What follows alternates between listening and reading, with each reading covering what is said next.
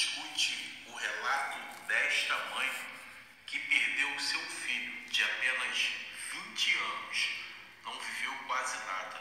Escute o relato dela e depois eu vou dizer algumas palavras. Prestem bastante atenção. 20 anos. Ele tinha 20 anos. Então, assim, como mãe, eu nunca apoiei a vida que ele levou. Eu sou uma mãe negra, solteira. Eu sou uma microempreendedora que luto todo dia para criar os meus... Eu tenho ele e uma menina. Então, eu trabalho. Eu nunca apoiei a vida que meu filho levava, a escolha que ele fez. Mas, como mãe, eu nunca ia virar as costas para ele. Entendeu? Então, assim, eu tô vendo muita gente falando sobre a mãe. Teve uma entrevista da mãe de um dos policiais que morreram, né? E assim, a dor dela não é diferente da minha, porque ela é mãe como eu. E como todas as outras mães dos corpos que estavam lá. Então a gente também precisa ser ouvido. A gente também precisa que aconteça mudança. Mudança, porque para governar o Estado não é só chegar dentro de uma favela e ficar tirando vida, não. É muito mais do que isso. É dar oportunidade, dar visão para que eles possam ver coisas diferentes do que a realidade de uma favela. E isso ele não faz. Isso para mim foi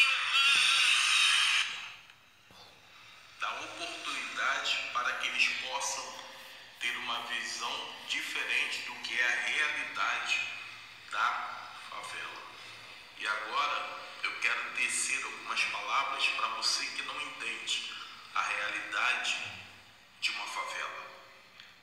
Como é você viver dentro da comunidade? Porque eu vivo aqui, dentro da Vila Cruzeiro, na parte da caixa d'água.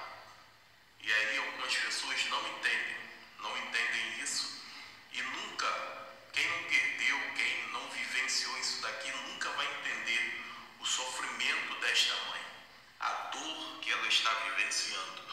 Mas para quem já passou algum tempo, alguma dificuldade, vai entender o que eu vou falar. Preste bastante atenção, por gentileza.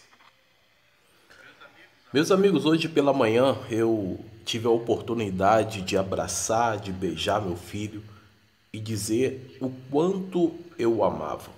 Mas essa mãe que vocês viram aí anteriormente, de um filho de apenas 20 anos, nunca mais vai poder fazer isso, nem tampouco outras mães que vivenciaram a mesma coisa. Bom, de fato nós temos uma situação bem complicada. Eu moro dentro da Vila Cruzeiro, sou um cristão e tenho um filho de 7 anos e outro também de 22 anos. Um já formado, um já homem e outro uma criança. Graças ao bom Deus, ele, mesmo que não tenha uma boa, uma excelente instrução, mas é um rapaz trabalhador, serviu o exército e hoje trabalha, está cursando uma faculdade. E o meu de 7 anos passou por este momento difícil, momento em que nós estávamos ali com um tiroteio intenso e eu tive que abraçar ele, tive que abraçar a minha esposa.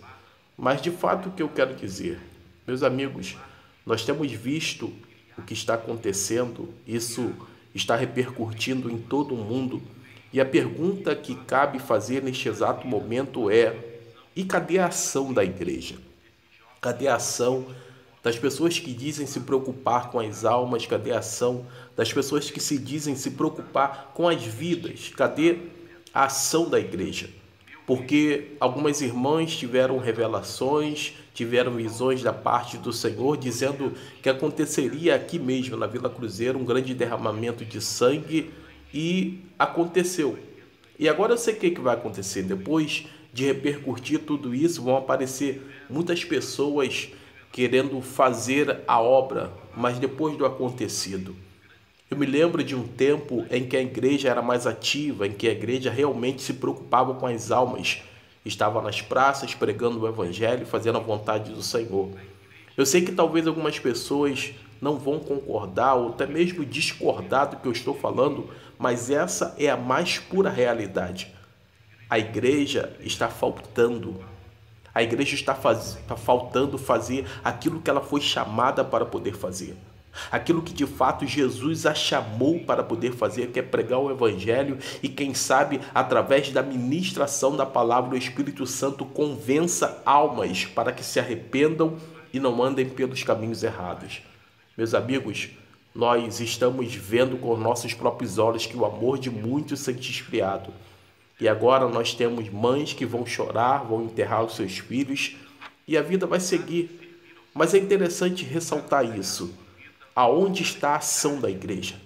A igreja está preocupada mais com o templo bonito, a igreja está preocupada mais com festas internas, a igreja está preocupada mais em arrecadar dinheiro, mas pouco se preocupa em ganhar almas para o reino do Senhor. Essa é a visão que eu tenho hoje. Falta a igreja agir.